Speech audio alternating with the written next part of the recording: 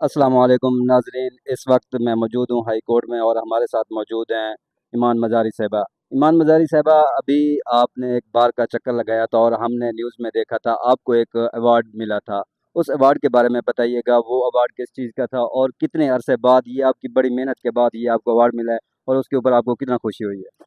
دیکھیں، مجھے سب سے زیادہ خوشی اس بات کی ہوئی ہے کہ بین الاقوامی سطح پر جو پاکستان میں مسنگ پرسنس کا ایشو ہے، جو آزادی اظہار رائے ہے، اس پہ جو قدغنیں لگائی گئی ہیں، اس کام کی ریکگنیشن کی گئی ہے جو ہم بہت دیر سے اسٹرگل کر رہے ہیں۔ اور یہ میرا ایوارڈ نہیں ہے، یہ ان تمام صحافیوں کا ایوارڈ ہے، ان تمام مسنگ پرسنس فیملیز کا ایوارڈ ہے جنہوں نے یہ جدوجہد کی ہے۔ تو یہ ان کو بھی بہت زیادہ حوصلہ افزائی ہوئی ہے اس بات سے کہ انٹرنیشنل کمیونٹی ان ایشوز کو دیکھ رہی ہے اور کہ ان ایشوز اور ان اسٹرگلس کو ریکگنائز کری ہے۔ تو یہ ایک پہلا ایوارڈ تھا ورلڈ ایکسپریشن فورم کا، ینگ انسپریشن ایوارڈ۔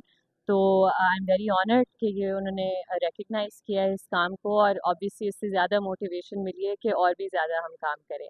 ورلڈ پر تو آپ کو ریکگنائزیشن ملی ہے، لیکن پاکستان میں اس حوالے سے آپ کے جو کیسز وغیرہ بن جاتے ہیں، اس حوالے سے پھر کیا کہیں گے؟ دیکھیں، بنتے رہے، ہمارے لیے یہ کیسز تمغے ہوتے ہیں۔ ہم تو ATC میں بھی جب پیش ہوتے ہیں اپنے کیسز میں، ہم کہتے ہیں کہ ہمارے لیے یہ فخر کی بات ہے کہ ہمیں اس طرح کے جھوٹے کیسز میں پھنسایا جا رہا ہے، کیونکہ یہ دکھاتا ہے کہ جو ریاستی بربریت ہے اس کے خلاف ہم آواز بلند کریں اور ایک جدوجہد کریں، اور جو بولتا ہے اس ملک میں اس پر جھوٹے مقدمات قائم کیے جاتے ہیں۔ تو یہ کوئی پریشانی کی بات نہیں ہے، یہ تمغہ ہوتا ہے۔ ویسے پاکستان میں کافی لوگ سراہنے والے بھی ہوتے ہیں، تو ایسی تنظیمیں بھی ہیں جو اس چیز کو آپ کو سراہتے ہوں، یا صرف انڈیویجولی لوگ ہیں جو آپ کے کام کو سراہتے ہیں؟ دیکھیں، پاکستان میں بہت زیادہ لوگ ہیں جو بہت مشکل حالات میں بہت بہت مشکل کام کر رہے ہیں، اور ان سب نے میسیجز بھی کیے سپورٹ کے، ایوارڈ کے بعد، ایوارڈ سے پہلے بھی۔ جو کام ہم کر رہے ہیں اس میں بہت سے لوگوں کے ساتھ مل کر کام کرنا ہوتا ہے، کیونکہ ایک انڈیویجول کی آواز اتنی طاقتور نہیں ہے جتنی کلیکٹیو کی ہوتی ہے۔ اور ڈیفینیٹلی جو سارے لوگ مل کے جب ایفرٹ کرتے ہیں، اس کا جو رزلٹ ہوتا ہے وہ بہتر ہوتا ہے۔ اچھا، یہ کام تو آپ ماشاءاللہ کافی عرصے سے ویسے کر رہی ہیں اور کافی لوگوں کو ساتھ ملا کر، ویسے اس حوالے سے آپ کوئی ایک تنظیم وغیرہ بنانا چاہیں گی، ایک فورم ہو جس میں سارے لوگ آ کے یعنی اپنا جو مسئلہ ہے وہ بیان کر سکیں، اس حوالے سے کوئی پلان وغیرہ ہے کوئی اس طرح کی؟ دیکھیں، اس طرح کا تو پلان نہیں ہے، بہت سی پہلے سے آرگنائزیشنز ایگزسٹ کرتی ہیں، ڈیفینس آف ہیومن رائٹس ہے، human rights commission of Pakistan ہے، اور بھی بہت آرگنائزیشنز ہیں۔ ہم جو، کیونکہ میں وکیل ہوں اور میرا کام لیگل نیچر کا ہوتا ہے، تو اس طرح کا جو پلیٹ فارم ہوتا ہے وہ صرف بار کا پلیٹ فارم ہوتا ہے۔ اور بہت افسوس سے مجھے کہنا پڑ رہا ہے کہ اسلام آباد ہائی کورٹ بار ایسوسی ایشن تو بالکل ہی فوج کے ساتھ اور ایجنسیوں کے جی ساتھ جی، وہ مل آپ نے کر ان استعفیٰ کے بھی دے کام، دیا تھا۔ استعفے کے بعد دیکھیں انہوں نے کیا کیا کام کیے ہیں، تو اللہ کا اسپیشلی شکر ترمیم کہ ہم تو ان سے الگ ہو گئے ہیں اور یہ لوگ اب ہمارے نمائندے نہیں ہیں۔ اور یہ واضح ہونا چاہیے، جو اسلام آباد میں ینگ وکلا ہے وہ یہی کہتے ہیں کہ یہ جو لوگ ہیں یہ ہماری نمائندگی اب نہیں کر رہے، اور ان پر ہمیں اعتماد نہیں ہے، کیونکہ کس طرح جو صدر صاحب ہیں وہ کہہ رہے ہیں کہ ہم 27th امینڈمنٹ کو سپورٹ کرتے ہیں جب اس کا ڈرافٹ ہی نہیں آیا۔ یہ کس طرح کی more loyal than the king approach bar council لے رہی ہے، جسے رول آف لا کے لیے کھڑا ہونا چاہیے۔ چلیں، اچھا اب یہ بتائیے گا، جو مسنگ پرسن کے حوالے سے آپ کیسز وغیرہ لڑتی ہیں، تو اس حوالے سے مارنگ بلوچ کے بارے میں بتائیے گا، اور جو آپ کے کیسز ہیں وہ کہاں تک پہنچے ہیں اور اس میں کامیابیاں وغیرہ آپ کو مل رہی ہیں؟